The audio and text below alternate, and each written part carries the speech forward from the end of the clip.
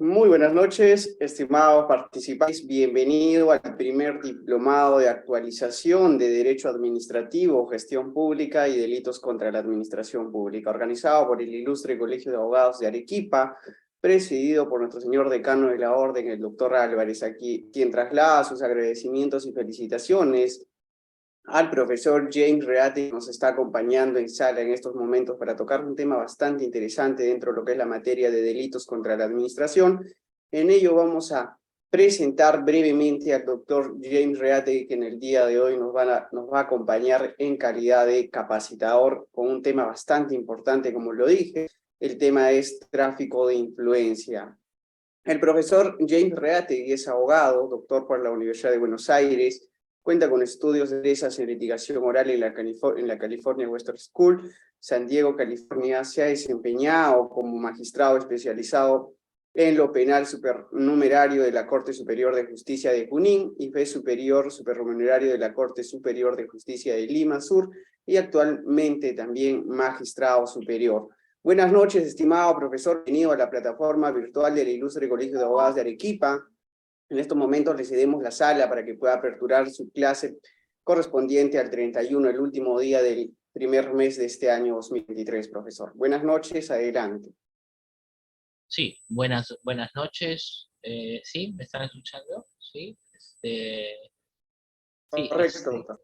bien. En todo caso, les agradezco la invitación al Colegio de Abogados de Arequipa por la gentil invitación de poder abordar un tema tan importante dentro de los delitos contra la administración pública como lo son los delitos de corrupción de funcionarios y especialmente los delitos de tráfico de influencia. Bien, sin más preámbulo, entonces voy a iniciar mi exposición en relación a este tema. A ver, a ver, había traído unas láminas para poder ser más explícito en mis ideas respecto a este tema. Y bueno, ustedes están viendo ahí que la lógica de los delitos contra la administración pública están en el capítulo 18 de nuestro Código Penal de abril del año 91. Quiero hacer unas breves ideas en torno a este delito de tráfico de influencia, respecto a ideas generales, respecto a los bienes jurídicos que se protegen en los delitos contra la administración pública, ¿no?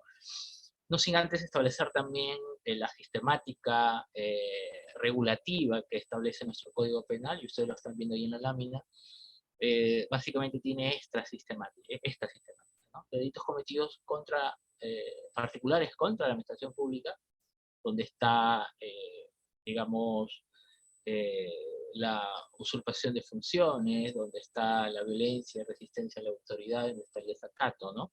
Y también están los delitos cometidos por funcionarios públicos en contra de la administración pública, y también está metido ahí, en este capítulo o título 18, los delitos cometidos contra la administración de justicia, en este prevaricato del abogado, prevaricato del fiscal, del juez, ¿no?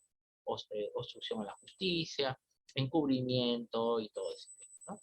Y para terminar este capítulo, o este título, mejor dicho, están las disposiciones comunes, el 425, que se refiere al concepto penal de funcionario público, en sus 6 vertientes que están ahí, y luego el 426, que se refiere a la pena de inhabilitación específica para todos los delitos cometidos por funcionarios. Bien, técnicamente tendríamos que irnos a los delitos cometidos por funcionarios públicos en contra de la administración pública. Y aquí vamos a encontrar esta lógica regulativa del Código del año 91, donde en primer lugar está el abuso de autoridad, con todas sus variantes que pueden haber relacionados al abuso de autoridad por acción, al abuso de autoridad por omisión, ¿no? El tema del nombramiento ilegal, que últimamente tuvo una modificatoria importante en relación a incorporar otro verbo rector y a sacarlo de los delitos que no tenían pena privativa de libertad y ahora sí lo tienen, ¿no? Y luego están los delitos de concusión, donde están el acción ilegal, donde está la concusión, el 382, aunque muy poco se aplica en la realidad, vamos a decirlo así. Y está la colusión, que a mi juicio debería formar parte de los delitos de corrupción por la clandestinidad y no en confusión, porque la lógica de la confusión es el abuso de poder, el abuso del cargo, y esto no tiene nada que ver con la colusión, ¿verdad?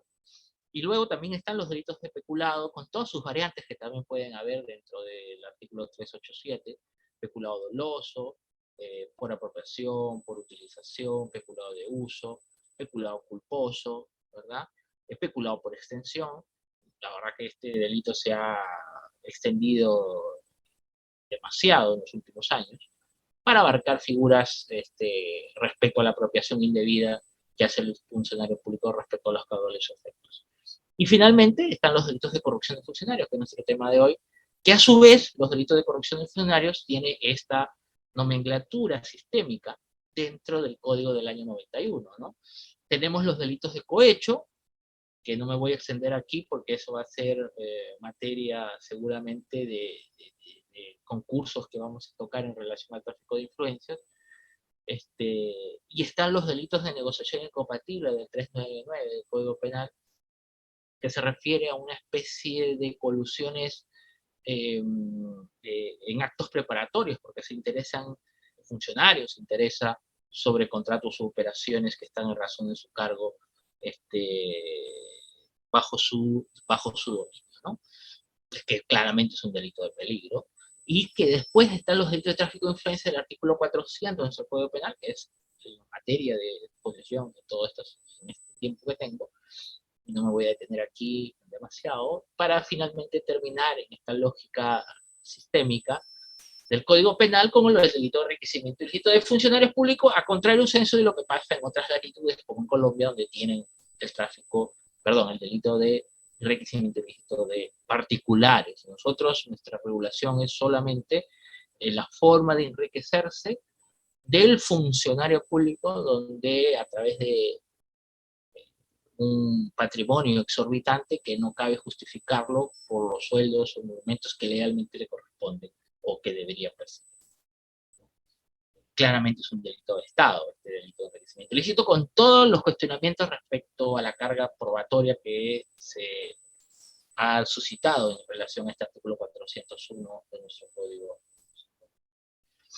Bueno, aquí voy a saltear este tema de la parte general, porque la verdad que no es materia de mi exposición respecto a las teorías, respecto al bien jurídico de manera general, al concepto penal de funcionario público, que también me lo voy a saltear, porque aquí es básicamente el tema del extraneus, ¿no? Como sujeto principal en la autoría de este delito de tráfico de influencias, aunque podríamos discutir al segundo párrafo de nuestro artículo 400, que luego lo vamos a ver más detenidamente. Me voy a saltear también las lógicas de la técnica relativa es como parte general, y que claramente es un delito de encuentro entre el interesado y el traficante de influencia, porque obviamente no podría haber bajo ninguna lógica un delito de tráfico de influencia donde solo podría participar una persona, sin estar el interesado, que sería obviamente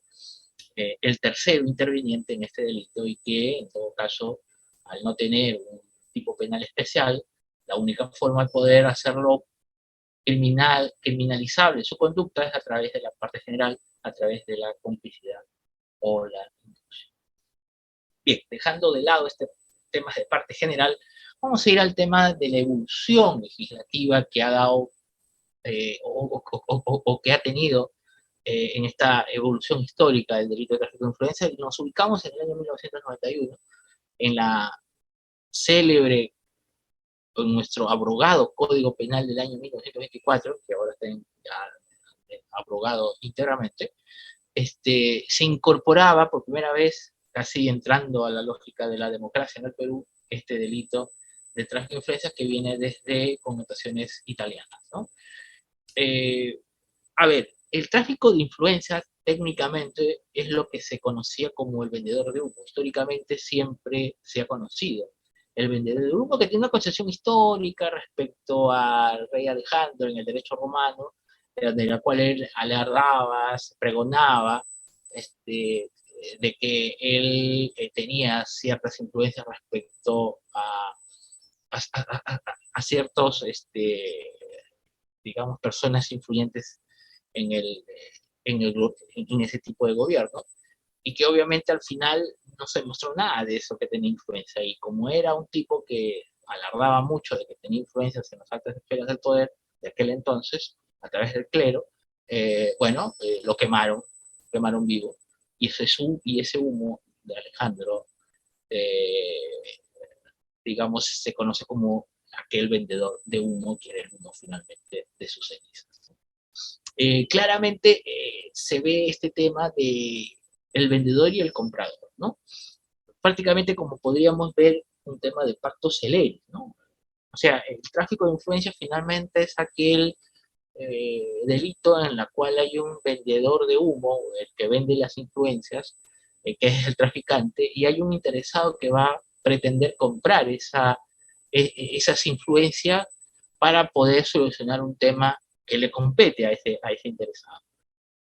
Claramente aquí se ve un pacto es un pacto ilícito, un pacto venal, como tan igual como se ve, por ejemplo, en el delito de cohecho, donde también hay un pacto celeris entre el cohechante activo y cohechante pasivo, ¿no? Esto podríamos ver a como si fuera un acto jurídico respecto a una compra y venta de algún bien mueble o mueble, si es que fuéramos un tema del derecho civil. Bueno, ya conceptualizado el tema del tráfico de influencias, que después vamos a aterrizar en el artículo 400, que es donde técnicamente está materializado este delito, no sin antes advertir que el tema del bien jurídico, que todo como parte general, como parte especial, perdón, tiene que tener un bien jurídico protegido. Y en este tema se han tejido, bueno, como casi en todos los delitos contra la administración pública, ustedes verán todos los manuales y tratados de delitos contra la administración pública, vamos a encontrar delitos que tienen que ver con la parte general del bien jurídico y otros delitos que tienen que ver con una protección específica. Para nadie es una, eh, digamos, controversia que en la administración pública, como un bien inmaterial, institucional, que cumple roles y fines respecto a brindar servicios a la ciudadanía, a los administrados, es esa suerte de poder ejecutivo y el administrado. En la administración pública es la bisagra que va al medio, ¿no? Entre el gobierno central, regional, municipal y los administradores. Es esa, digamos, ese intermediario que va a cumplir los roles de dar bienestar social a un país en este caso, ¿no? Entonces, por eso es que cumple una función del bien común a través de funcionarios públicos y servidores que le van a servir justamente para cumplir dicha función. Bueno, pero eso es una utopía o una quimera, podríamos verlo así. Sin embargo, lo más importante es establecer cuáles son, digamos, los bienes jurídicos específicos que se protegen en este delito de corrupción de funcionarios, porque finalmente el tráfico de influencia está dentro de los delitos de corrupción, junto con cohecho, junto con enriquecimiento ilícito y junto con el tema de, digamos, la negociación incompatible o aprovechamiento indebido del cargo. Creo que, digamos, haciendo un estudio respecto a la doctrina de la jurisprudencia, creo que todos coinciden en que en el delito de corrupción de funcionario, en especial en el cohecho y en el tráfico de influencia, lo que se va a proteger es la transparencia, es una teoría, la transparencia de los procesos que van a marcar una decisión respecto a la decisión de una controversia, ¿no? Ese es podríamos decir que es un bien jurídico específico. Para otros será la imparcialidad y la objetividad de las decisiones funcionales. Claro, y aquí me parece que sí vamos ya acercándonos de manera seria y sólida a lo que finalmente se protege en el tráfico de influencia. Porque, digamos, la imparcialidad es aquel valor o aspiración dentro de la administración de justicia en la cual los funcionarios judiciales, fiscales, que tienen la posibilidad de decidir, sobre todo en la etapa de investigación preliminar, sus decisiones proscritas o tratando de expectorar decisiones o intervenciones de terceras personas de carácter negativo, ¿no? Imparcialidad para la decisión, objetividad para la investigación. Y esto es lo que finalmente trata de defender través, o proteger a través del tráfico de influencias, ¿no? Y así tenemos en esta decisión, pero sin embargo en esta decisión que es ya de larga data, del año 2006 todavía, donde finalmente ahí en el Perú se dieron los casos más importantes de corrupción de funcionarios, y vaya que se dio porque se tumbaron un gobierno por un tema de los live videos en el año 2000, 2001, y fue todo un boom en ese momento, donde se hablaba por primera vez de los delitos contra la administración pública en el Perú. Y por eso es que se hizo bastante jurisprudencia, y uno de ellos es justamente en este caso de Alberto Palacios Villa, que es un ex juez del Poder Judicial. Pero en este caso, lo que se dijo a través de una ponencia del doctor César San Martín Castro como juez supremo de aquel entonces, bueno, hasta ahora lo sigue siendo, es que lo que se protege finalmente es, claro, la transparencia en las actividades que realiza los funcionarios de la administración, en este caso de justicia, en la confianza que deben tener los funcionarios públicos, que sus funcionarios y servidores están haciendo con probidad, con honestidad, ¿no? Y con imparcialidad. Pero sobre todo es que se rompe la garantía constitucional de igualdad. Y creo que tiene mucha lógica que se proteja la igualdad como principio básico de regulación de la administración pública, porque no es posible que, por ejemplo, un administrado que hace una alegación en un tribunal arbitral, en un tribunal administrativo, sobre una controversia X, y no es posible que vaya el otro, porque es amigo, abogado, o representante, o administrado, lo que sea, que porque es amigo del que va a resolver, va a ganar el caso. Entonces el otro, que no tiene una amistad con el que va a resolver el caso, pues va a perderlo. En consecuencia, no es justo a nadie que por la sola lógica de la influencia puede verse beneficiado, ¿no? Y donde claramente hay una perversión dentro de la administración pública que se trata de proteger a través del tráfico de influencia. Bueno, el Tribunal Constitucional, bueno, ha dicho efectivamente que el tráfico de influencia es una suerte de adelantamiento de la corrupción en sentido figurado, o sea, la corrupción entendida como cohecho, claro, se pone en esa lógica de que el cohecho, que es el funcionario que recibe el dinero, producto del cohechante activo, y lo que hace el tráfico de influencia es adelantarse a ese pago que podría haberle hecho al funcionario público, y ya lo criminaliza en estadios previos, es decir, cuando se da la gestación entre el interesado y el traficante. Es una suerte de adelantamiento del tráfico de influencia con relación al cohecho. Y bueno, en este recurso en nulidad de la Corte Suprema finalmente se pone, digamos, en estandarte que los valores que se protegen es la independencia de la administración pública en relación a conflictos que quiere resolver y que está desprovisto de influencias negativas, la imparcialidad y la honestidad, ¿verdad? Bueno, ustedes saben de que hay influencias reales y influencias simuladas.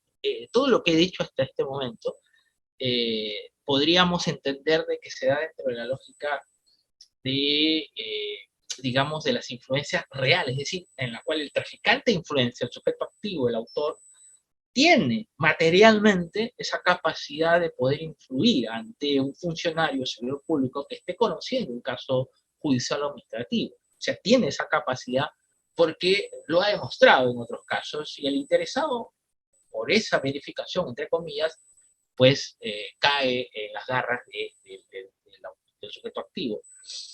Pero hay otra clase de influencias de carácter simuladas, que como mismo su nombre lo indica, es de carácter ficticio, es de carácter defraudatorio. Es una estafa, en otras palabras. Pero que estas influencias de carácter simuladas, en la cual el sujeto activo dice tener esa influencia ante personas que van a resolver un caso, pero que en realidad no las tiene, pero que se agarra de hacerlo.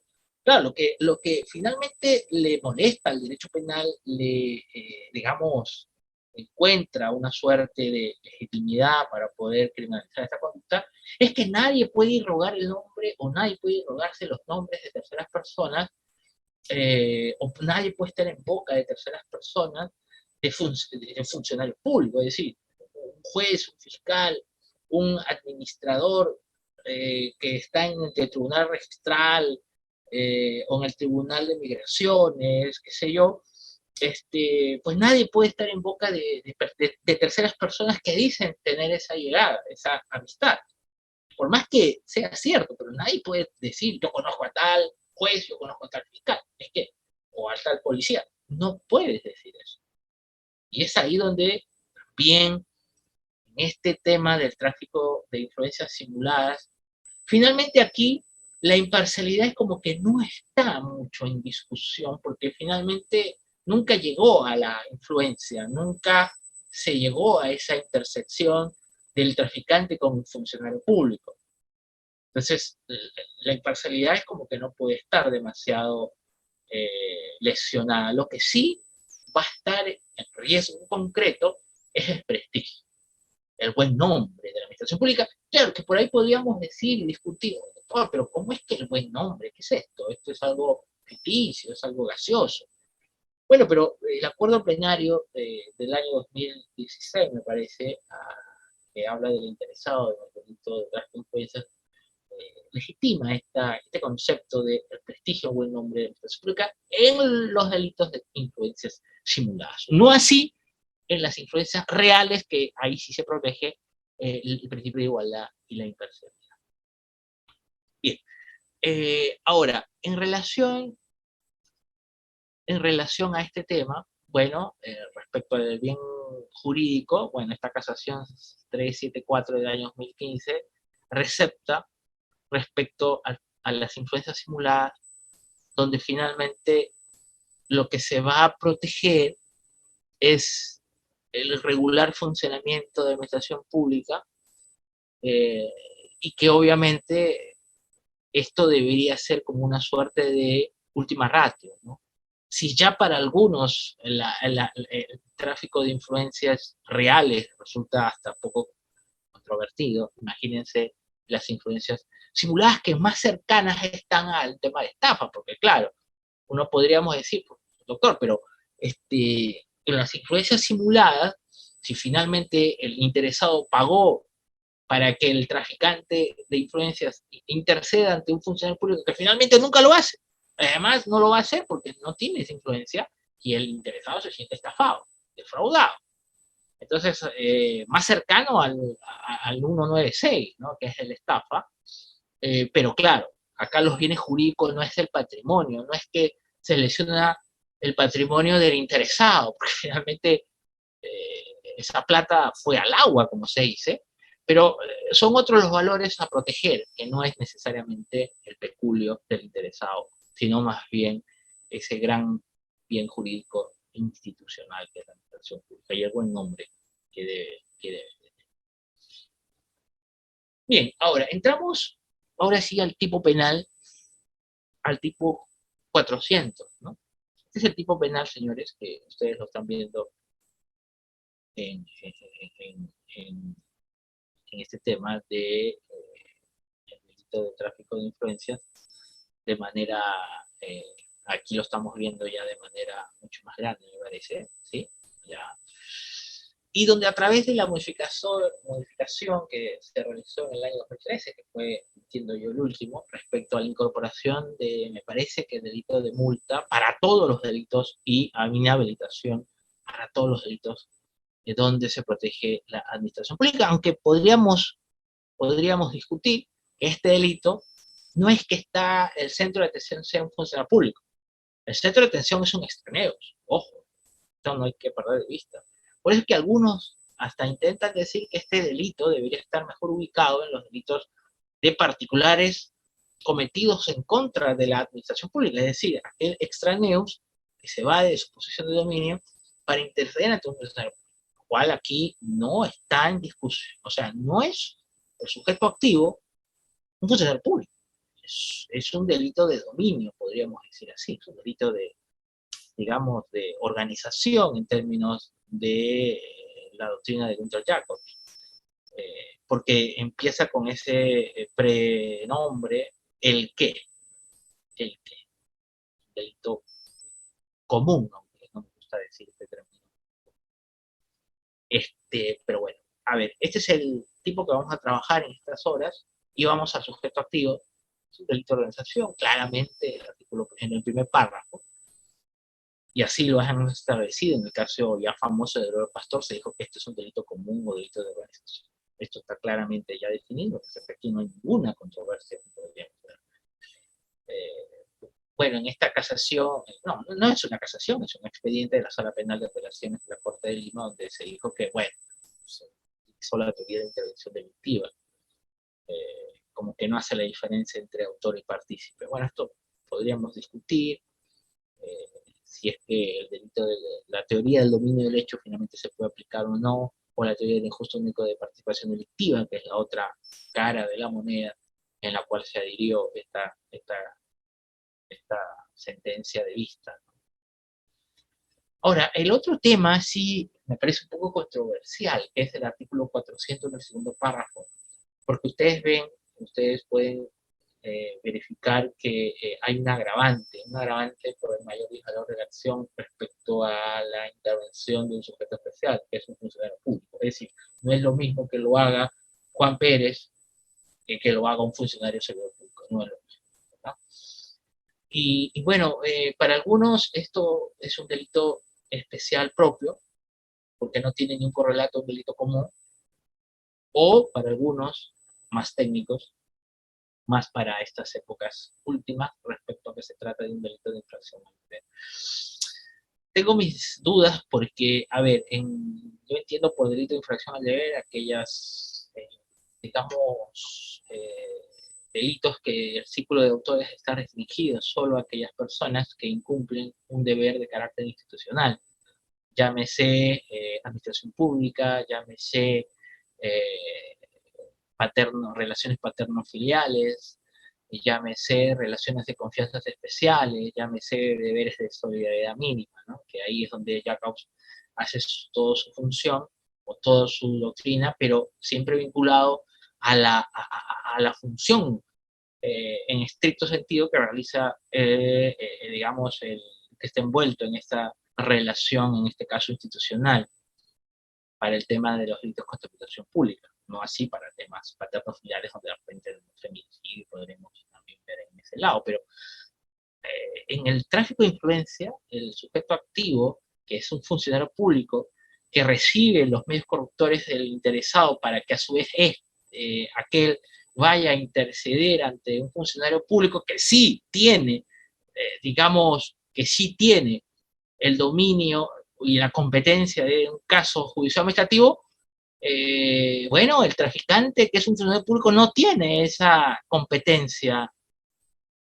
Por lo tanto, considero yo que técnicamente no sería un delito de infracción al deber, que no tiene la función, o sea, de resolver el caso judicial administrativo. Es más, él digamos, se le conecta o se le busca para que él sea el intermediario, para que a su vez conecte con el funcionario que sí finalmente lo va a resolver. Y ese sí estaría cometiendo un delito de infracción al deber y no el traficante de influencia, por más funcionario o sea lo que sea. Por eso es que me parece que podríamos discutir aquí si este fue un delito de infracción al deber. El segundo párrafo, digo, del artículo 400 del Código Penal. Obviamente que tendríamos que ir con una suerte de norma de remisión al artículo 425 del Código Penal respecto al concepto penal restringido de funcionario público en concepto penal, aunque como en las últimas modificaciones hemos entendido más bien que se trata de un concepto abierto, no tanto parametrado a lo que hay en el derecho administrativo disciplinario sancionado. Bien, ahora volvamos a nuestra lógica digamos, de los verbos rectores. Son dos verbos rectores que tiene el Código Penal y habríamos que interpretarlo, qué es lo que hubiese querido el legislador entender por invocar influencias o tener la influencia. La invocación de influencia es hacer alarde, es pregonar las influencias que tiene un funcionario público, ¿no? la invocación no es que, digamos, se pare el traficante de influencia en la calle y comience a decir, yo tengo la influencia, yo conozco a tal que está conociendo el caso, yo conozco al juez, yo conozco al fiscal, yo conozco al policía, yo conozco al... Lo que están queriendo decir el legislador es que no es que él empieza el tipo penal. Bueno, teóricamente lo empezaría la tipicidad, pero que en la realidad ha demostrado, criminológicamente hablando, y así lo ha establecido el acuerdo penal del año 2016, que ya lo voy a pasar el nombre, establece que finalmente comienza el íter corruptor es el interesado. Entonces yo entiendo que cuando el legislador dice buscar influencia, está refiriendo al tráfico de influencia simulado, y al tener la influencia, tener efectivamente la influencia, se está refiriendo a la influencia de carácter real, verdadero. ¿Ya? En realidad son los verbos rectores, buscar. Ese es el verbo.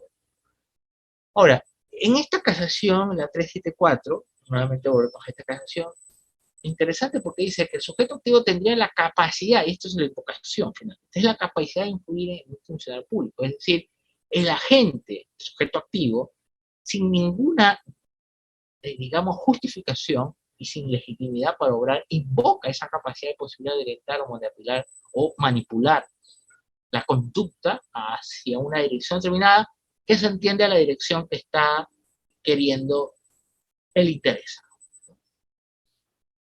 Y generalmente, digamos, la casuística ha demostrado que, digamos, esa capacidad de poder influir ante un funcionario público que esté conociendo un caso judicial administrativo, normalmente se dan en zonas clandestinas. Son delitos de escenario cerrado, como los delitos de cohecho, o como los delitos de violación sexual, que son claramente clandestinos, y donde para combatir contra la clandestinidad debemos hacer intervenciones con cámaras, con una logística que implique tecnología para poder perennizar esa clandestinidad. Claramente un tema de flagrancia delictiva, podríamos, digamos, sería como la otra cara de la moneda frente a la clandestinidad. Y pues porque son actos subrepticios que realiza el sujeto activo con el interesado, y que obviamente las máximas experiencias demostraron que esto es sin, sin testigo. Invocar, según este recurso unidad 3623-2005 Lima, es exponer méritos, ¿no?, para fundar una pretensión respecto a la influencia ante un funcionario seguro. Ese es finalmente invocar. Ahora, cabe admitir dos supuestos, ¿no? O se invoca influencias antes de recibir el donativo, o se invoca al mismo tiempo en la cual está haciendo la invocación de las influencias y en la cual se reciben los medios productores. Es decir, uno puede invocar influencias para que luego, digamos, puedan darte los medios corruptores. Claro, tienes que hacer una chamba, tienes que trabajar a la invocación para que, digamos, el sujeto interesado te pueda dar los medios corruptores, ya sea un donativo, una ventaja, una promesa o un beneficio, ¿no? O puede ser en forma coetánea, se está dando la invocación de esas influencias y al mismo momento se está recibiendo o aceptando el medio corruptor. La influencia real, estamos hablando de influencia real, aunque sin perjuicio que también podríamos tener una interpretación respecto a la influencia de carácter simulada o de esta suerte de tener llegada ante las autoridades, puede haber un sinnúmero de formas de poder llegar a esa capacidad de influir a través de familiares del funcionario que va a recibir el caso, a través de una relación sentimental emocional. Las esposas de los funcionarios normalmente son los que se relacionan con las personas que trafican influencias, aunque sin proponérselo capaz los familiares directos. o los amigos del funcionario que está recibiendo un caso. Y también los grupos políticos que también sirven como caldo de cultivo para los temas de, digamos, de influencia, las relaciones laborales o los grupos de gremios profesionales también, y donde, por ejemplo, en las influencias simuladas, bueno, se pueden presentar un sinnúmero de casos en los cuales uno puede dar un dinero para un otorgamiento de licencias, que esto se da mucho en las municipalidades. Uno se conecta con personas allegadas a los gerentes de licencias públicas para otorgar licencias para funcionamiento de actividades comerciales o empresariales, y donde muchas veces, digamos, estos intermediarios cobran dinero, cobran. Para nadie, digamos, pareciera ser que no sería tan grave si es que no se cobrara el dinero, porque finalmente el lobby está de alguna manera justificado en otros países, pero lo que se criminaliza finalmente es el cobrar para justamente llegar a esa persona, ¿no? Y eso es lo que lo vuelve delictivo. Pero bueno, a ver, en cuanto al sujeto activo, los verbos rectores respecto a las modalidades donde el interesado tiene que recibir estos medios correctores. Porque, como les había dicho, capaz la forma de interceder ante un funcionario público no sea tan directivo si es que no se habla de los medios corruptores. Y aquí el traficante de influencia o bien recibe el medio corruptor o acepta el medio corruptor, o bien recibe materialmente el medio corruptor, o bien acepta el mismo medio corruptor. Y a diferencia del delito de cohecho, donde no está el destinatario previamente determinado, porque los medios corruptores pueden ir al propio interés, al propio traficante de influencias, o también puede ser dirigido hacia otra persona vinculado al traficante de influencias. Eso está claramente en el artículo 400 del Código Penal, donde dice para sí, o sea, para que sea el propio beneficiario, el sujeto activo, o para otro se refiere a persona natural, obviamente, que esté vinculada al sujeto activo, que pueden ser amigos o familiares directos, ¿no? Esto, como dije, no, digamos, no se ha previsto en el cohecho, por ejemplo. En el cohecho no está el destinatario final del tráfico de los microondas. A ver, algunas preguntas que pueden quedar en el aire hasta este primer momento donde vamos analizando el artículo 400 es que si es un delito de pacto criminal. Parece que sí, que es un pacto celeris el que se debe determinar y que se debe probar en el proceso penal que existió un traficante de influencia que es un sujeto activo con el interesado. Me parece que aquí está el quid del asunto. No tanto probar si es que finalmente se intercedió ante un funcionario público. Claro, tendría que estar armado el caso para que el traficante de influencia hubiese ido ante un funcionario público. Claro, tendría que estar, pero no probar que efectivamente él fue a hablar, ¿no? Si fue a hablar, bueno, sería un delito de agotamiento. Pero qué duda cabe de que es un delito de pacto celeris, de pacto criminal, es un contrato ilícito. Es la compra y venta de influencias. A diferencia del delito cohecho, es la compra-venta de decisiones funcionales, que es justamente mucho más grave, porque ahí ya se está comprando una decisión. Aquí en el tráfico de influencias lo que se está cobrando es una influencia. Es una influencia. Puede tener eficacia, puede tener, digamos, una gestión exitosa, pero a veces no pasa eso. Pero poco importa, porque lo más relevante aquí es criminalizar el alarde que hace este traficante de influencia en relación a los públicos que deciden, ¿no? Y lo más interesante aquí es otra pregunta.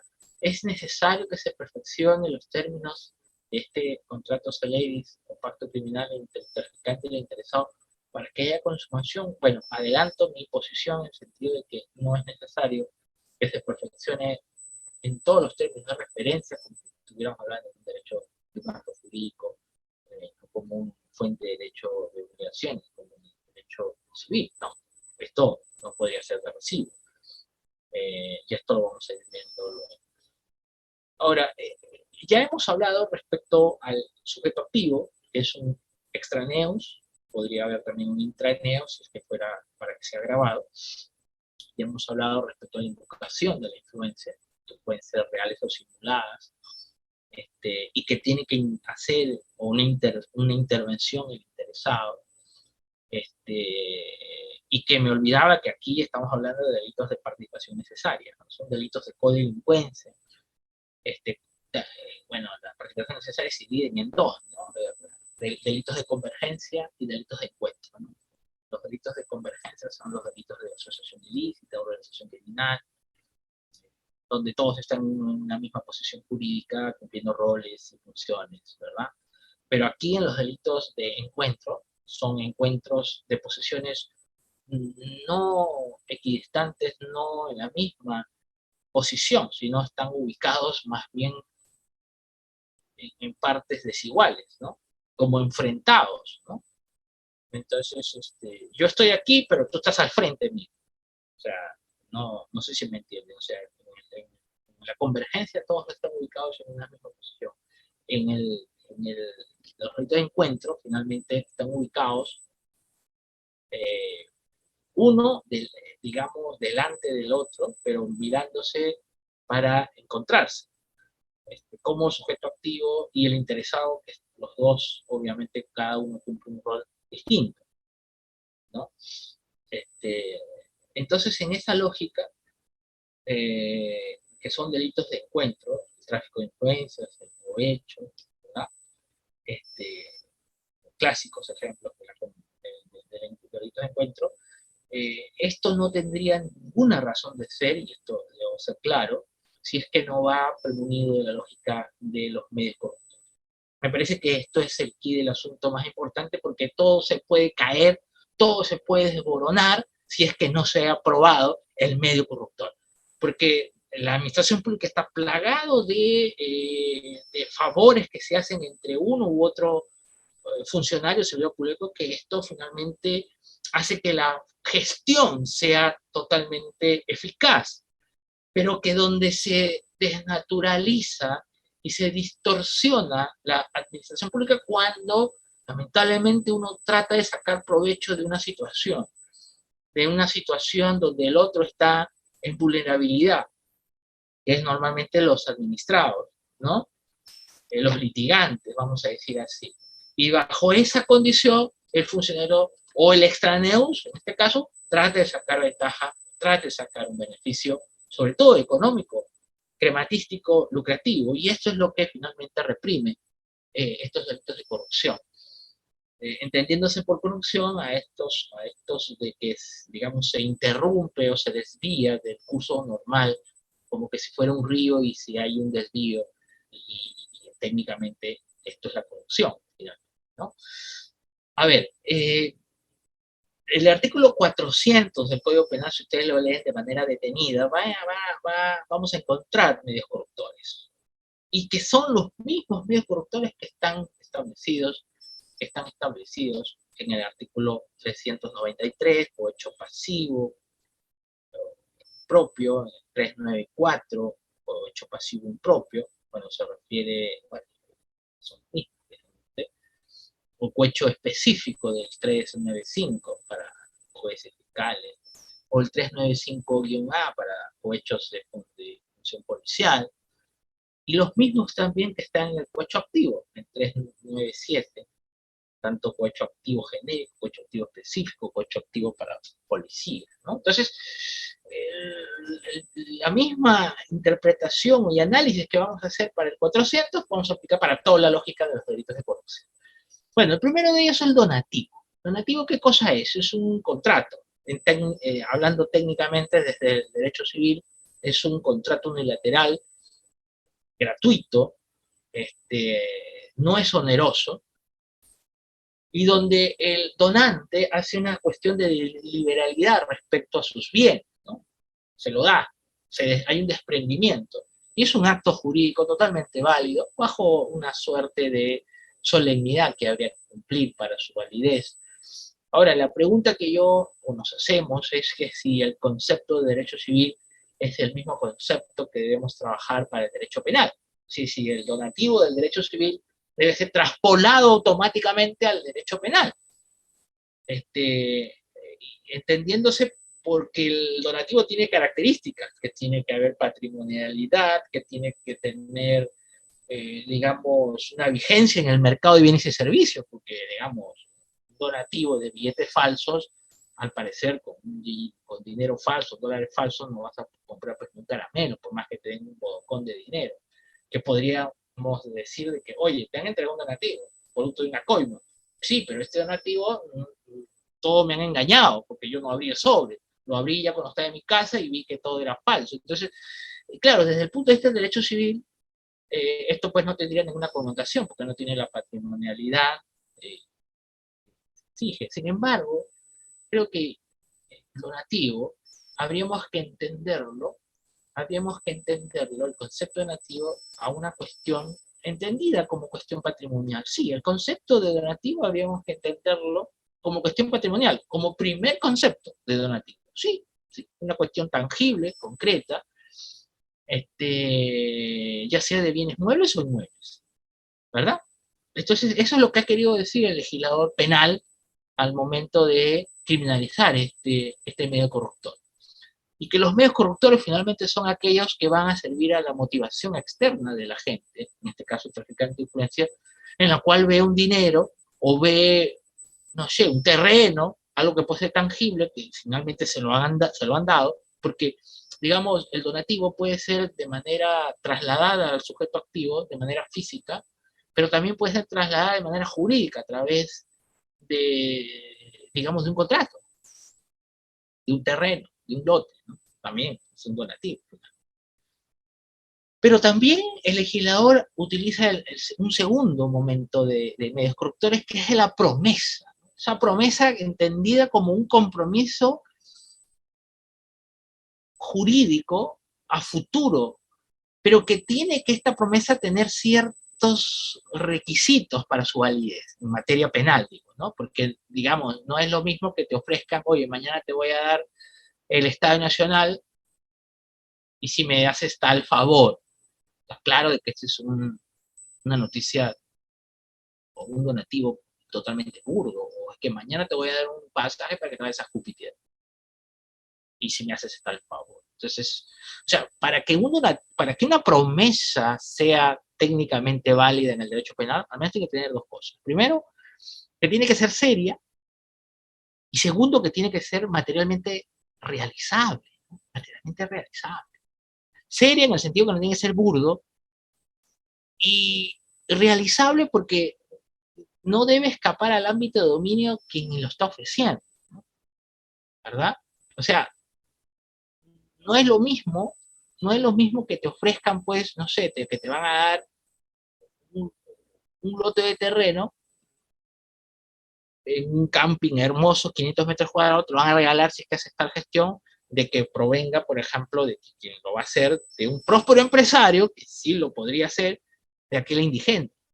Tú lo conoces, pero ¿no? Entonces uno, digamos, tiene que tener sentido común para establecer estos tipos de medios corruptores en el tema de la promesa. Ahora, la discusión es que si la promesa también puede ser solamente ubicada al donativo, promesa de donativo, o podría ser también una promesa de ventaja o una promesa de beneficio. Hay dos posturas, ¿no? Hay una postura restringida que solamente dice, no, cuando habla el legislador de promesa se está refiriendo solo a promesa de donativo. O sea que el interesado, al lanzar la promesa, tendría que ser de algo tangible, de algo de que tiene que estar económicamente valuable. Pero hay otros que dicen que no, puede ser algo que no necesariamente tenga que ser algo tangible y que no necesariamente tiene que ser en términos económicos, puede ser de cualquier ventaja. Entonces, yo creo que lo que ha querido decir el legislador es que cuando se refiere a cualquier otra ventaja, eso es lo que ha querido decir el legislador, me parece. ¿Por qué? Porque cuando dice el legislador, y ustedes lo van a comprobar en el artículo 4, dice cualquier otra ventaja o beneficio. Cualquier otra ventaja o beneficio. Entonces, me parece que podríamos interpretar que el artículo 400 se está refiriendo a una interpretación amplia en relación a los medios corruptores, que no necesariamente, repito, tiene que ver con una cuestión patrimonial valuable en dinero, ¿no? Claro, el artículo 400 dice cualquier ventaja que podría ser entendida, y aquí lo vamos a ver, por una ventaja de carácter laboral, que no necesariamente tiene que estar beneficiado el sujeto activo, sino puede estar beneficiado personas que están vinculadas al sujeto activo. El hermano, por ejemplo, que le dice, por ejemplo, el traficante, no sé, que podríamos decir que es un abogado, le va a decir, mira, yo tengo mi hermano que quiere trabajar en tu empresa, yo te hago esa chamba de interceder ante un funcionario público, pero tú lo pones a mi hermano a trabajar en tu empresa. Ese sería el medio corruptor, la motivación externa de carácter indebido. Entonces está sacando provecho de una situación determinada. La ventaja, a diferencia del beneficio, es que en la ventaja cumple una función subsidiaria.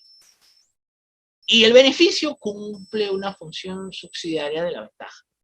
Me explico. La ventaja cumple una función subsidiaria del donativo y la promesa. Esto me parece que en la doctrina ha quedado claramente establecido. Cuando no se pueda tipificar en términos de medios corruptores, no sé, esta ventaja laboral que no podría ser un donativo, que no podría ser una promesa, sino claramente es una ventaja que está sacando el sujeto activo en relación al caso en concreto. Entonces, debemos reconducirlo por una ventaja de carácter laboral, pero no para él, y además es para otra persona, ¿no? También podríamos decir que podríamos ver una ventaja de carácter política, podríamos decir que hay una ventaja hasta que de carácter sexual, que mucho se ha discutido este tema, que podríamos acercarnos al chantaje sexual, ¿no? Que ya está tipificado en el Código Penal recientemente. Entonces, todo lo que sea sacar provecho de una situación concreta tendrá que ser catalogado como medio corruptor, e inclusive se habló mucho del caso de Jacqueline Beltrán respecto en el año 2004, 2005, donde sus hermanos fueron involucrados y donde Vladimir Montesinos fue involucrado en este tráfico de influencias, porque él tenía llegada con los funcionarios supremos, ¿no? De aquel entonces. Los hermanos Jacqueline Beltrán estaban involucrados en tráfico de drogas, Vladimir Montesinos intercedió por ella, ¿no? Y bueno, todo eso se descubrió y obviamente fue procesado Vladimir Montesinos como tráfico de influencias, y Jacqueline Beltrán fue la inductora.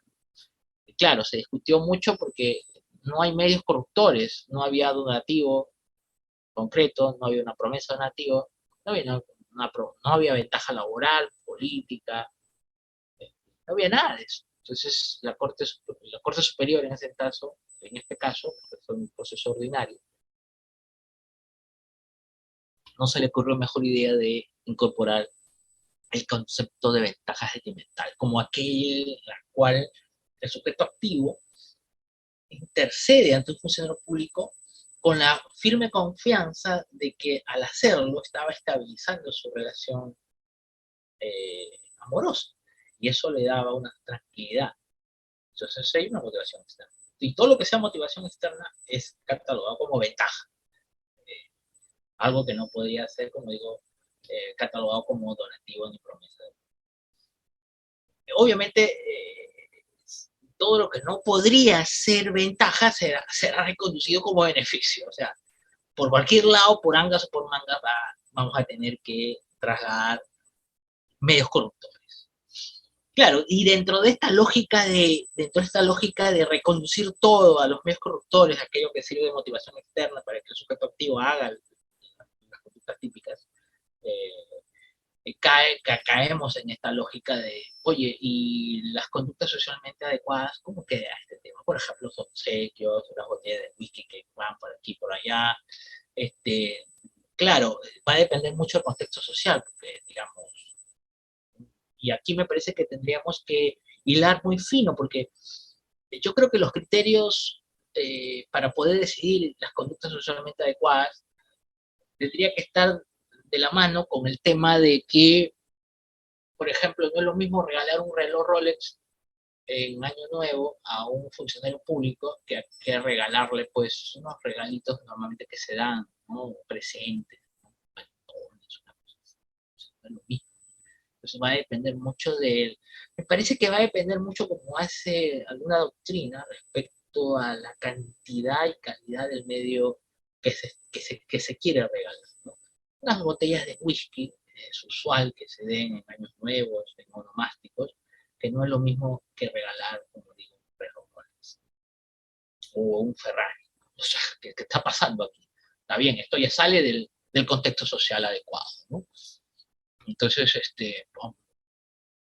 mucho se discutió en el tema de los whiskies en el caso de los cuellos blancos, ¿verdad?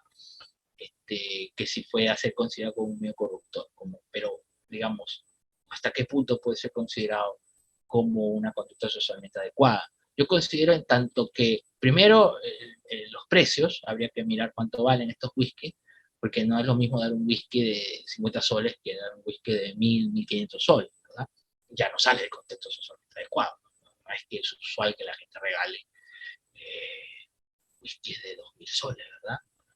O sea, hay que poner un parámetro interesante en este tema de las conductas socialmente adecuadas. Y creo que ese sería el parámetro importante del contexto social donde se está produciendo la entrega y recepción de estos medios. A ver, en este tema, bueno, acá está el caso de Jacqueline Beltrán, ustedes lo están viendo ahí, para quienes quieran hurgar un poco más en la ventaja sentimental, y ahí está, ¿no? Sus hermanos de Jacqueline Beltrán, y ahí está Vladimir Montesinos como autor, este, y al mismo tiempo que también obtuvo un beneficio personal al mantener y estabilizar su relación sentimental con Beltrán Ortega. Claramente ventaja sentimental, que luego finalmente la Corte Superior en muchos casos luego ya no ha seguido este criterio, quizás porque no se ha podido presentar un caso similar, pero que claramente hay bastante pasta para poder eh, analizar los conceptos de ventaja que se van abriendo cada vez más. Finalmente es un delito doloso, que duda cabe de que el tráfico de influencia, el sujeto activo tiene que conocer conciencia y voluntariamente que él está invocando influencias o teniendo las influencias, y él está a su vez intercediendo ante un funcionario público. Eso claramente tiene que conocerlo. Si no lo conoce, está claramente un error de tipo. A ver, aquí es donde finalmente quiero hacer algunas precisiones ya para terminar mi exposición. Entiendo que solamente estaba convocado para algunas horas, pero una hora en todo caso, pero bueno, me he extendido un poco, pero no quisiera terminar mi ponencia sin establecer la otra parte del tipo penal, porque, a ver, el tráfico de influencia tiene dos momentos muy importantes. Un primer momento que se refiere al traficante de influencias y el interesado, me parece, y ahí está el pacto celeris, en esa fase temporal. Lo que vaya a pasar después, ya al legislador poco o nada le va a interesar, porque es más, poco o nada le va a interesar, porque las modificaciones que han venido luego se refieren también a esta parte, ¿no? Porque, por ejemplo, dice, el funcionario público que esté conociendo, que ha de conocer o haya conocido. ¿Se dan cuenta? O sea, no le interesa tanto la competencia funcional del funcionario público que esté conociendo ese caso judicial administrativo, que ya lo ha podido conocer. Es decir, ya lo conoció. Es más, ya lo resolvió. Y como ya lo resolvió, técnicamente no podría haber ninguna lesión al bien jurídico en este caso de que ya lo resolvió. O que esté por conocer, o que esté por conocer, es decir, todavía no lo tiene funcionalmente, no se ha abocado al caso. Por lo tanto, el caso judicial administrativo no le interesa. Obviamente, si lo está conociendo, será como una cuestión anecdótica, ¿no? Será una cuestión anecdótica lo que pueda pasar allí.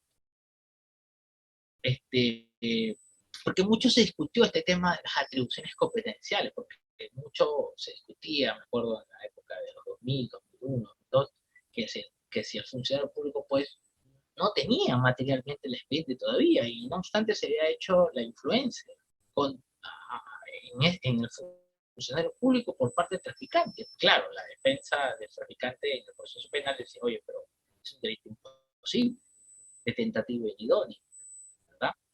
Pero claro, ya las modificaciones que se han venido haciendo luego ya prácticamente han dicho de que, oye, no interesa si lo estoy conociendo. Ahora, el otro tema, finalmente, es el caso judicial o administrativo, ¿no? Claro que tal como está redactado nuestro Código Penal, eh, digamos, pareciera ser que, por ejemplo, los casos policiales o los casos de temas congresales no entrarían dentro de la lógica de caso administrativo, por decir algún ejemplo, ¿no? Yo creo que aquí debería haber una reforma de referenda porque aquí sí ha habido muchos problemas, inclusive ha habido casos de excepciones de improcedencia de acción donde se han declarado fundadas a casos, de ejemplo, de policía, ¿no? Porque, digamos, si un abogado hace una influencia a un policía, la pregunta es, ¿está cometiendo otra influencia? Porque el campo policial no es un campo administrativo, pero tampoco es judicial. O los casos del Ministerio Público, de diligencias preliminares, ¿es un caso administrativo o un caso judicial? ¿No? Claro, la lógica es que en el nuevo Código Procesal Penal eh, ya los fiscales tienen una función de dirección de la investigación, aunque técnicamente no sean actos jurisdiccionales, pero qué duda cabe de que forma parte del proceso penal. Y como forma parte del proceso penal, también me parece que cuando dice caso judicial, habría que ampliar ese vocablo a proceso judicial o proceso en general, ¿no? Donde claramente el Ministerio Público tiene que entrar a tallar. El Código Procesal Penal así también lo estatuye. Solo que, claro, cuando entró en vigencia el código, el artículo 400, estaba en vigencia pues el código del año 40, ¿no? Que el Ministerio Público era un convidado de piedra, una especie de mesa de partes del Poder Judicial. O claramente, un caso judicial era finalmente el juez instructor, el que decidía todo, ¿no? Y el juez, digamos, un proceso ordinario. Yo creo que este tema sí tendremos que modificarlo urgentemente, para que no haya avisos de impunidad. Y aquí una muestra de ello es que este recurso de nulidad 11-2001 ya sí lo ha venido desarrollando.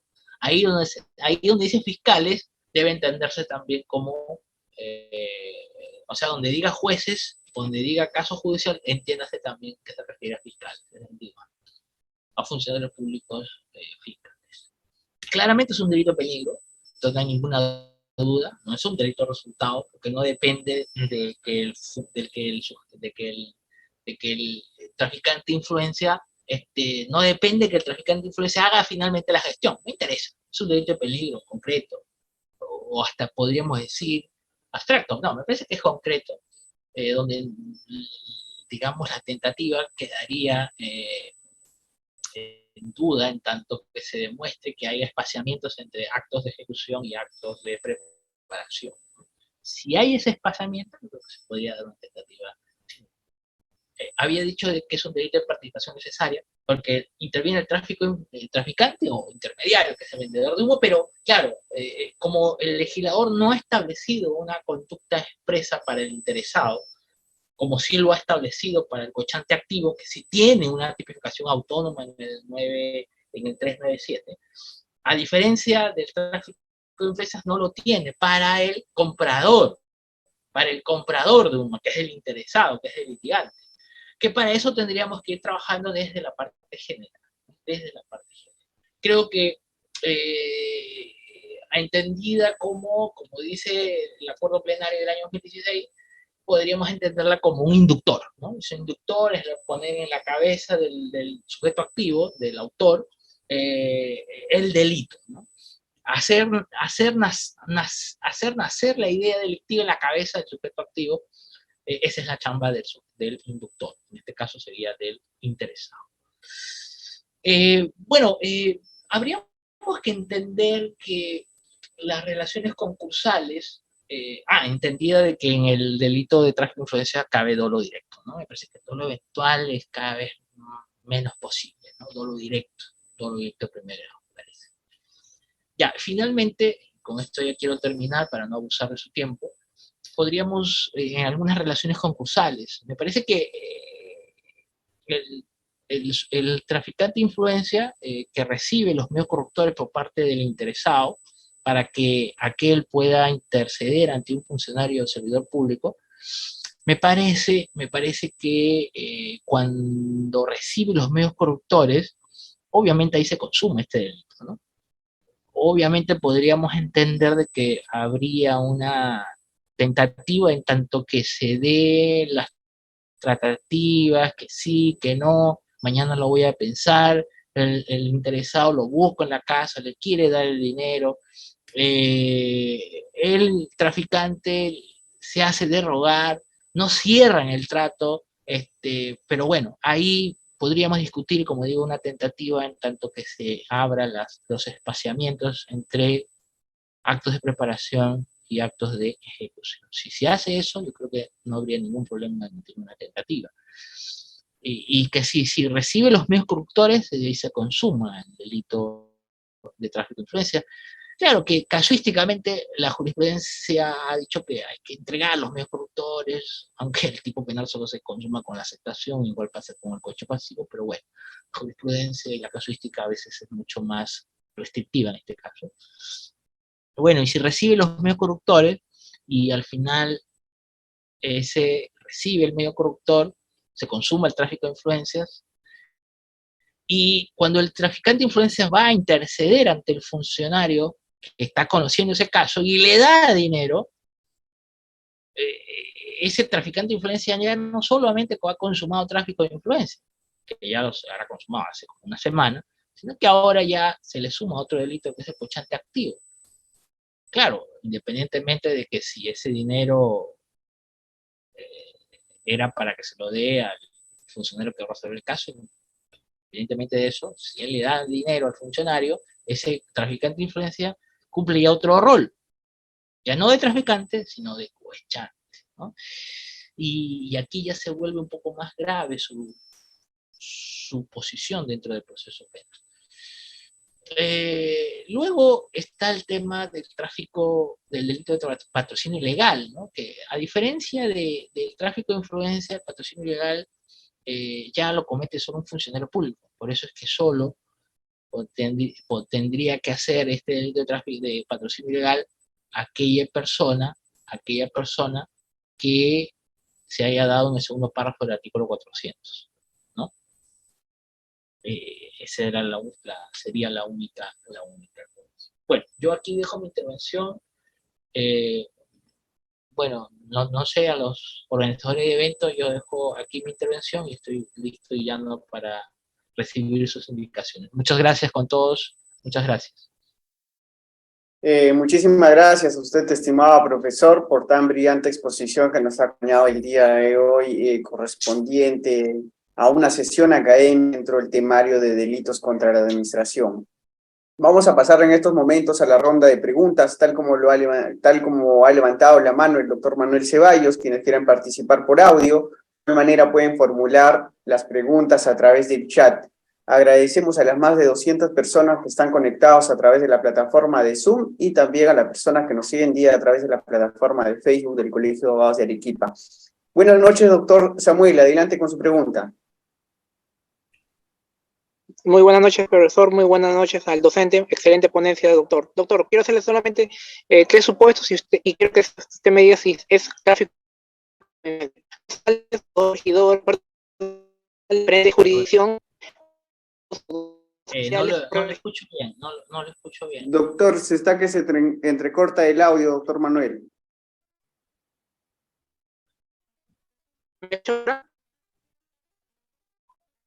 No, doctor, tenemos deficiencia en el audio.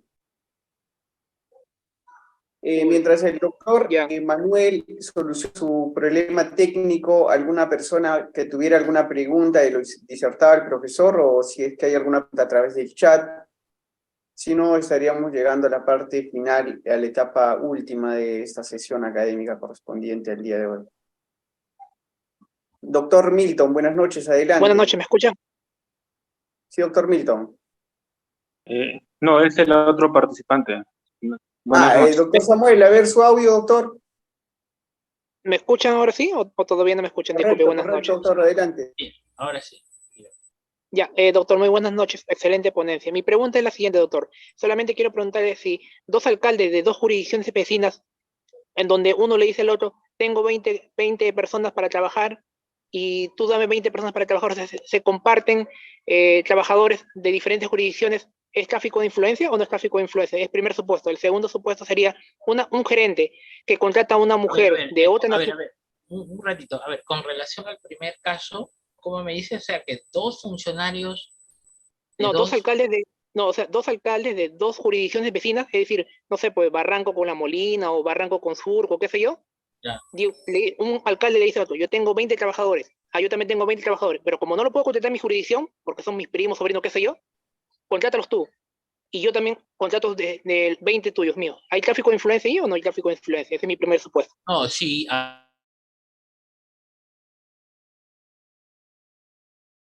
Podría haber una intersección ante autoridades, pero para que haya tráfico tiene que haber medios corruptores. Y yo no veo ahí medios corruptores. O sea, yo te paso a ti o tú me pasas al otro. No sé, no, donativos al parecer no podría haber, sacar ventaja del otro tampoco, no sé, me parece que yo no veo ahí tráfico de influencia, al parecer yo no veo ahí. No, o sea, vamos a suponer que usted es alcalde de una jurisdicción y yo soy alcalde de otra jurisdicción, y yo le digo a usted, yo tengo sobrinos, primos, pero como son mis sobrinos no los puedo contratar en mi municipio. Entonces yo le doy a usted 20 trabajadores míos de mi confianza y usted me da 20 trabajadores míos, usted suyos. ¿Se da cuenta si o no? Si ha sacado provecho de esa situación, entonces ya estamos hablando de un medio corruptor. Si ha sacado claro, provecho de ya. esa situación. El segundo supuesto sería doctor. Un gerente municipal o cualquier gerente de las entidades municipales que sean, contrata a una persona sin títulos, sin documentos y sin ninguna experiencia y después de un tiempo se convierte en su pareja. ¿Hay tráfico de influencias ahí o no? Por un rol sentimental. Contratar a una persona que no cumple el perfil técnico para contratar al Estado, ¿no? No cumple... Ajá. No, pues eso sería un delito más bien, o sea, podríamos debatir si hay un delito de nombramiento ilegal del cargo, ¿no? El 381. Me parece que más va por ese lado, pero tendríamos que ver si se dan los otros requisitos, pero no, tráfico no, más bien creo que va por el tema del nombramiento ilegal del cargo, ¿no? Por ese lado. Y mi tercer supuesto, y con eso termino, en todas las municipalidades siempre contratan por terceros, es decir, bajo el Código Civil. Es decir, no es un 728, no es un 276, ni ninguna.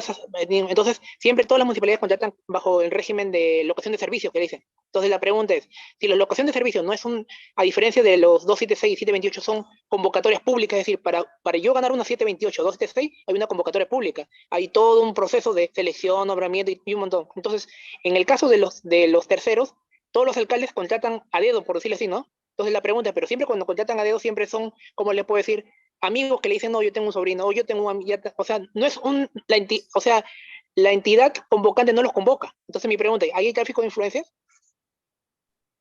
A ver, más que tráfico, yo entiendo ahí que habría como nepotismo, una cuestión administrativa, ¿no? El hecho de cerrar las convocatorias para un determinado sector, amigos, familiares del, no sé, del alcalde o del gerente de recursos humanos, yo lo veo más por un tema de nepotismo, cuestión administrativa. Si se logra demostrar que dentro de si se sacara ventaja para un caso judicial o administrativo, un interesado que le ha, bueno, a partir de su posición dentro de la administración pública, si ha sacado ventaja y si ha intercedido ante un funcionario para un caso judicial administrativo, si se da eso, hay tráfico de influencia. Si no se da eso, entonces me parece que no hay, netamente hay una cuestión administrativa, nada más ahí. Entonces, sería un hecho típico, ¿no? Entonces, doctor. Claro, claro, sí, claramente. Pero atípico, Okay. pero sancionado administrativamente por nepotismo. Ah, ya, doctor. Muy amable, doctor. Gracias. Muchísimas gracias, doctor Manuel. Buenas noches, doctor Milton. Adelante con su pregunta.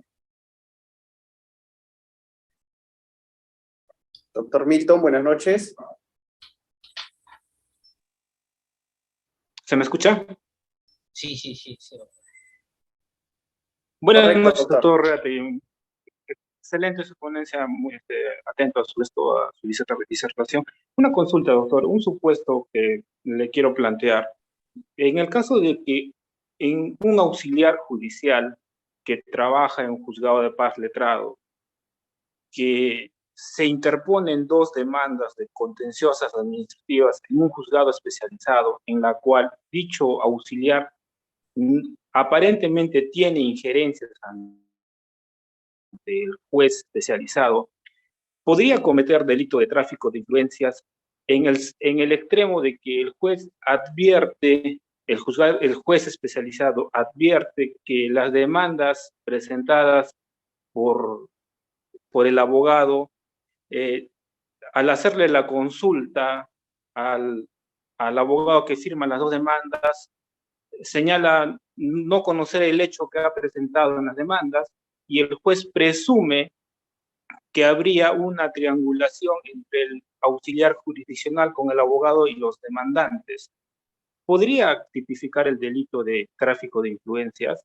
Ese Sí, es sí, claro. A ver, doctor, a ver,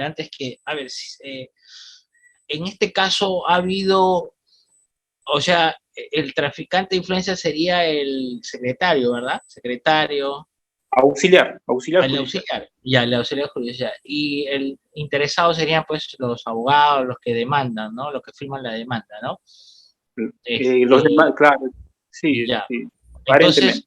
Entonces, se ha demostrado que ha habido medios corruptores en ese lado o presumen solamente que este tema. Se presume a raíz que el juez que ventila la causa, que ve los procesos contenciosos, consulta al abogado de manera así No, una informal. consulta, claro, las consultas pues normalmente son conductas socialmente adecuadas en tanto que no genere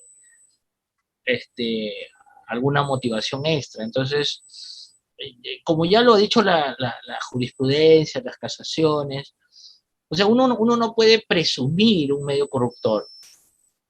O sea, o sea, uno podríamos decir, sí, sí, pues, llegamos a esa conclusión, pero lamentablemente, le digo, la Corte Suprema ha establecido de que para establecer donativo, promesa de donativo, o una ventaja o beneficio, esta tiene que haberse realizado.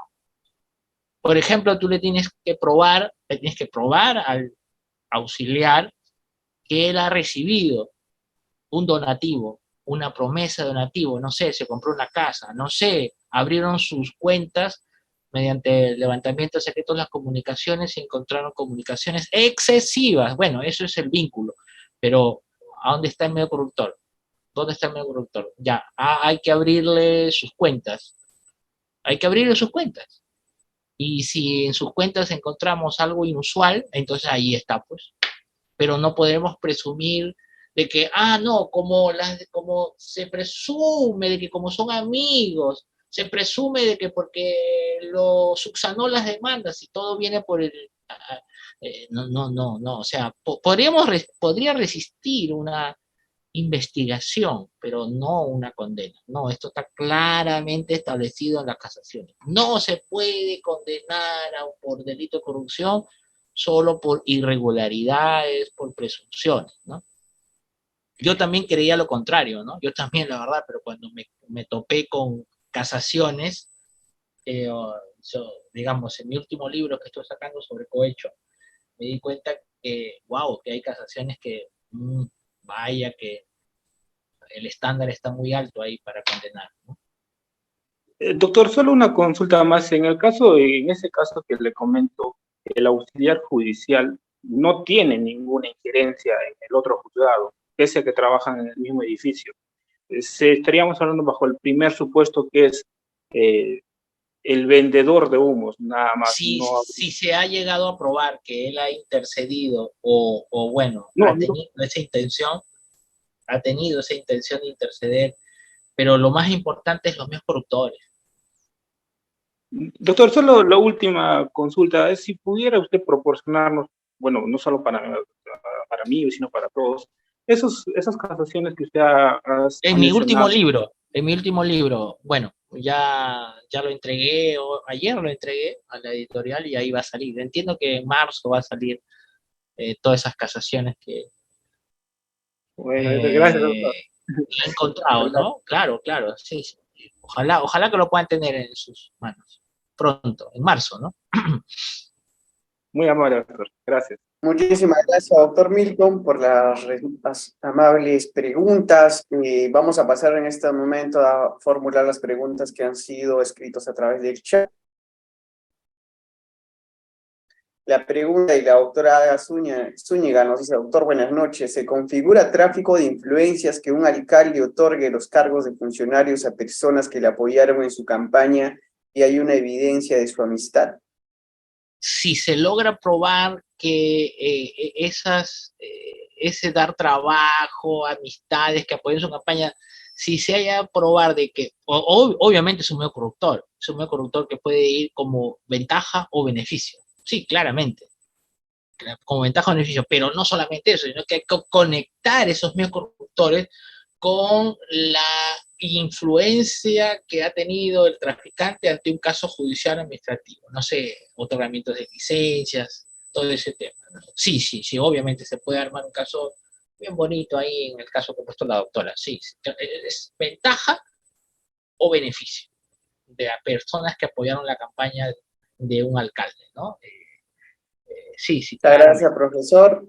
Vamos a dar lectura en estos momentos a la pregunta del doctor Samuel Ceballos, quien nos dice, bueno, antes de la pregunta del doctor Samuel, vamos a dar lectura a la pregunta del doctor Paolo Adriano, quien nos dice: buenas noches.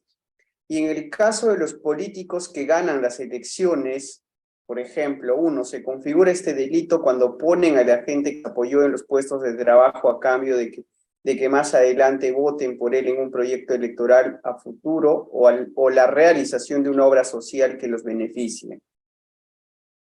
No, claro, o sea, puede ser una ventaja o beneficio laboral, ¿no? Pues, pero como le digo, no solamente habría que probar esa ventaja laboral o beneficio laboral, sino también que haya motivado a que el traficante de influencia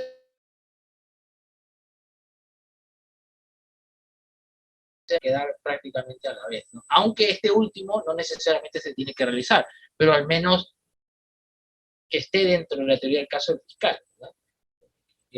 Porque muy claramente se ha especificado ahí campaña electoral, a poner impuestos claves, pero todo eso tiene que ir de la mano con la intersección que haga el traficante ante un funcionario que esté conociendo un caso judicial administrativo.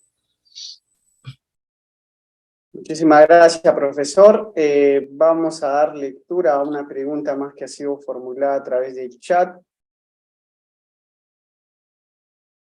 Bueno, ahora sí la pregunta del doctor Samuel Ceballos, que nos dice: si la Corte Suprema dice que tiene que aprobar el medio corruptor y no hay prueba directa, ¿se puede probar por prueba indiciaria?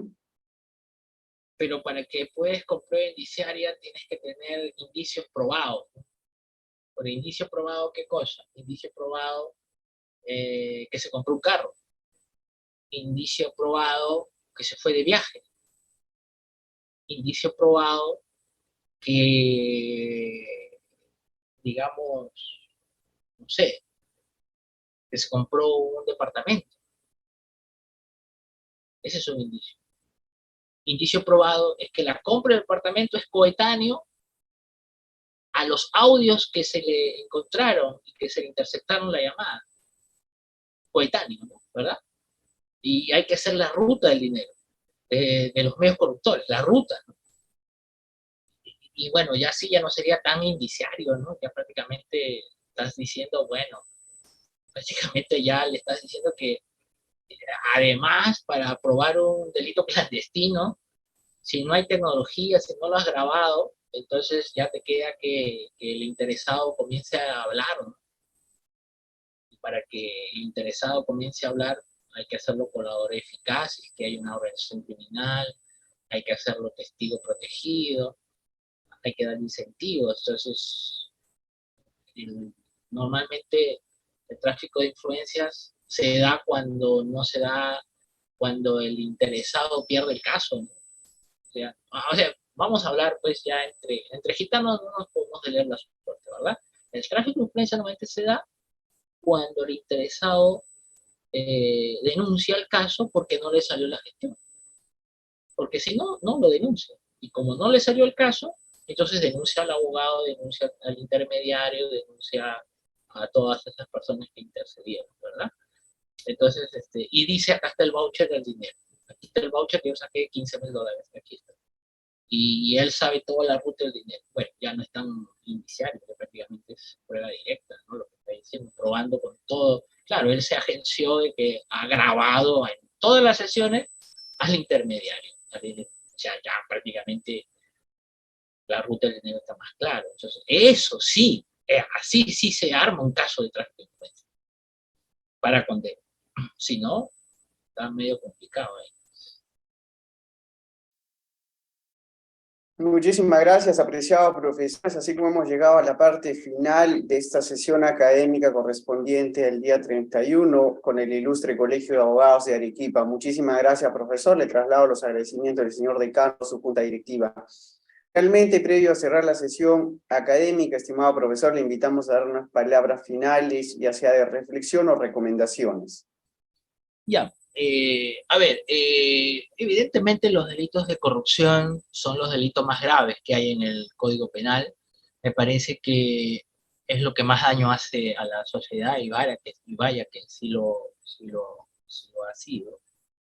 Y si no miramos el contexto social, político, económico que estamos metidos en este momento, sino es que por los actos indiciarios que se ha ido detectando, y que todo, digamos, nos lleva a reflexionar respecto a estos delitos. Creo que está claramente que las leyes no van a solucionar los problemas jurídicos, que son los valores los que van a servir para poder hacer cada vez una mejor nación. Y me parece que, bueno, el tráfico de influencia es solo la punta del iceberg, ¿no? Es solo la punta del iceberg.